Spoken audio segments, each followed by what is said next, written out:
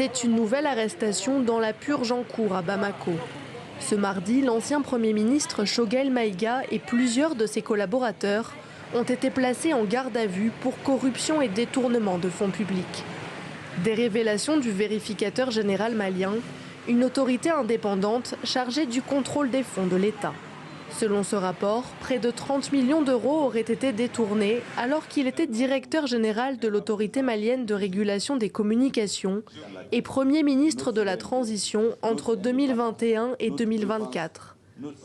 Mais selon son avocat, il reste pour l'instant présumé innocent. Il y a quelques jours, l'ancien Premier ministre avait pris la parole pour se défendre. Ce qui fait que les services de contrôle de l'État contre la corruption, au lieu de lutter effectivement contre la corruption, ils deviennent des instruments dans la main de certaines personnes pour faire du chantage politique. Je ne me reproche rien dans la gestion. Maintenant, quand on veut chercher les pouces sur la tête de quelqu'un qui est rasé, bon, c'est très compliqué. En 2024, Choguel Maïga, homme fort de la transition, est démis de ses fonctions par les autorités militaires qui ont pris le pouvoir lors du coup d'État de 2020. Mettant fin aux fonctions du Premier ministre et des membres du gouvernement.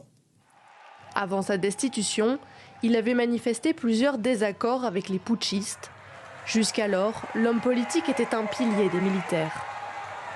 En 2020, il prend la tête du parti d'opposition, le M5-RFP, qui manifeste contre le régime d'Ibrahim Boubacar Keïta.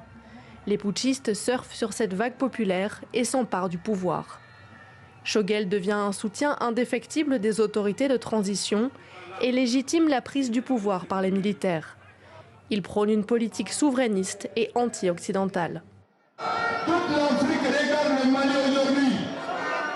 Dans une certaine mesure, le destin de l'Afrique se joue au Mali aujourd'hui.